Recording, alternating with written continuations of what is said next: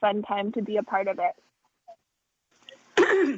How did they get started? Do you know? Like, how did they get the inspiration to start this, the founders? Sure. So Neza LALLY is the founder. She's also the CEO of Mayshad CHOICE, which is the place and the branch of Mayshad that I work in. But Mayshad originally started as a foundation in Morocco, where the founder is from. So that foundation is still operating. It helps create, self-income generating activities for low-income women in different areas in Africa. So there's also, Mayshad Luxury, which is a handbag line designed by our founder. And we have 2 hotels that are based in Morocco. So I think, Neza is just a serial entrepreneur. She is the most passionate woman I've ever met. So I think she just really saw a big lack in resources for professional women, especially, in New York City, in the United States. So she moved here and, made it her mission to build a team and really make resources for the CEOs and the executives and experts of New York City. And so we're hoping to expand to other cities soon in the next year or so. So, Chicago and Boston, look out for Mayshad. I love it. It's so aligned with kind of like the work that we do here too. And I love the idea of the women bonding and the connecting on a human level. I mean, how did you come about this opportunity? And since you recently graduated, this is something I think our community can really relate to, like how you made it happen for yourself. Sure. Actually, the job found me. So I was even better. I put a lot of effort into my Instagram when I was in school, because I realized from my various internships that, having a large social following and certain tactics with your Instagram, especially as a photographer, as an artist, can help you get found. And so these events that Mayshad put on, they had, hired freelance photographers for them in the past before they had in-house creative people to do them. So I was contacted by Hasna, who doesn't work for the team anymore. She actually moved to Greece recently, so that's fun for her. But, totally. So she's probably having a great time. But so I got contacted by Hasna. She found my Instagram and asked me to photograph an event. So I did, and then I didn't hear anything for a couple months. I just thought it was a freelance job. So then the next 2 months, I think, passed, and they asked me to do another event. And so I said I would, and then I came back, and Neza, the founder, wasn't actually at the first event. She was at the second event. And she came up to me and she was like, I'd love to hear about your dreams and your passions, because she's just that type of person. And I was explaining that, I'm trying to figure it out and I'm looking for a job. And she was like, oh my gosh, we're actually hiring for XYZ, and like brought my colleague Julie over and was like, you need to interview this woman. So I got interviewed and I got the job. So of course you did. Kind of handed to me. Yeah, so it was kind of lucky, but it's not like I didn't go through the grueling 9 months of applying to over 200 jobs and just feeling exhausted and defeated that most college grads from art school go through. So it wasn't that easy, but it sounds easy from that story. It sounds, you're a storyteller, so that's what you have to do, right? You have to make it sound, amazing. And that's okay. But at the end of the day,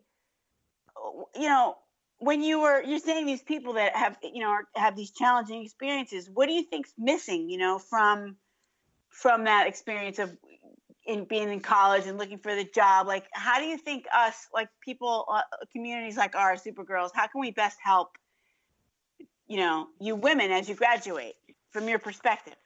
Sure. So I think a lot of what's missing is basically a reality check I don't know if a lot of people are really aware of what goes into finding a job. It's just kind of this broad concept that, oh, when you graduate, you find a job. But, it's a lot harder for artists. So, there's people in NYU Stern, the business school, that get internships and then they get a job offer, 6 months before they graduate, and that works for them. But, there's a lot of people that have to go through a large job application process. So I got my job at Mayshad in November. I've been applying to jobs since like February. So it was a long process, and I think that, I probably would have started sooner. That was the first thing I would have done, and I would have actually probably reached out for more resources. I feel like something that's probably lacking in a lot of schools is good advising. So I would reach out to the career resources at my school that I did have available and look for the lack in my school and look out, in the world. So in some circumstances, it could be finding a program like yours to fill in the gap of a lack of, good advising at school. So yeah, my thing is just, start sooner, get prepared, talk to people who are going through the process, do a lot of informational interviews, network quite a bit, and just, don't get discouraged because something could just land in your lap out of something unexpected. So, yeah. Those are some great tips, very helpful for us as we think about how we continue to help you guys. And I especially, definitely have a soft spot in my heart for the artists and the creatives, because I feel like I am definitely, even though I'm my career in business, but I definitely feel like you guys have so much to offer the business world, but you're not really studying that. It's not your focus. And so you don't always know that. So you don't know what you don't know. But look at these guys. They found you because of your work. Yeah. So that's a beautiful thing. And it's a beautiful story. Okay. Last question, because we have to wrap up, but I want to know, can you mention any real memorable moments from your amazing internships that you had? Because you had a couple really sharp ones. Sure. One of my favorite moments from working with Annie, which I think is probably my most notable internship, was the one day I got to go on set. So most of the time my job was doing pre-production, which means that I wasn't ever actually going to the place where Annie was shooting. But one day I actually got to go. So my cheekbones apparently looked similar to the model that they were going to be shooting that day. So I actually got to be the test subject that they were photographing, which was really cool. That's so cool. So yeah. I got to be the lighting, check, which was fun to, sit on Annie's set and to be a part of that. But, so there was that. And another one, I worked with Jordan Matter, who is just so opposite from Annie in the sense where he is such a personality. He does these crazy 10-minute photo challenges with very famous dancers where he runs around and basically places that people shouldn't be leaping and bounding, and takes photos and hopes that he gets caught for the sake of having a really cool video. So one of the best ones I got to do was we were in the New York Public Library with a dancer, and she, in the large reading room where there was all the tables, actually got on the table and did a fire, I'm trying to remember what it's called, but it's with a huge leap. She did a giant leap off the table, and he got this really amazing shot, but obviously we got in big trouble.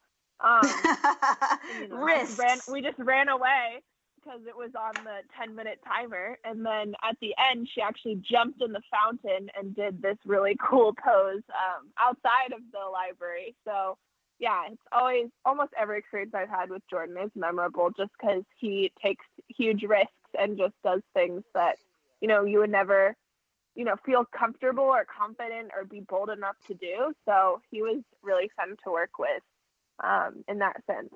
But yeah, I really am grateful for all the internships I got to do. I feel like I learned different things from each one. And I would definitely recommend that people should, do internships. My internship with Jordan wasn't really that formal. He just said, if you want to, he posted on his Instagram, like, if you want to come be on set, like, email XYZ. So I emailed her, and then I just, kept reaching out and kept going back, and became, good friends with his videographer, and then learned some stuff from him. So not all of your internships have to be formal. Just, email people, hope for the best. Take risks. That is great advice. I love talking to you. I love hearing your story. We have to wrap up, but Sage, amazing. Thanks so much for taking the time to talk to us thank tonight. you so much for having me. And the community, if they want to reach out to you, what's the best way? Instagram? Sure, yeah. My Instagram would be the best way. They can find me. It's just my name, Sage LALLY. That's it. No spaces, no I just followed you. I just followed you on there. Amazing. All right. I followed you back. You guys, thank you. Love it. We're official online besties. We're besties. All right, cool. Well, listen, everyone listening to Miss Amazing Sage LALLY, know her name because she's going to be famous someday like Andy Warhol and these other people that she spoke so highly of. And take her advice. Take risks, okay? Don't be shy. Get it out there. Ask for what you want. Go for it. Until next time, yes, go out, slay dragons.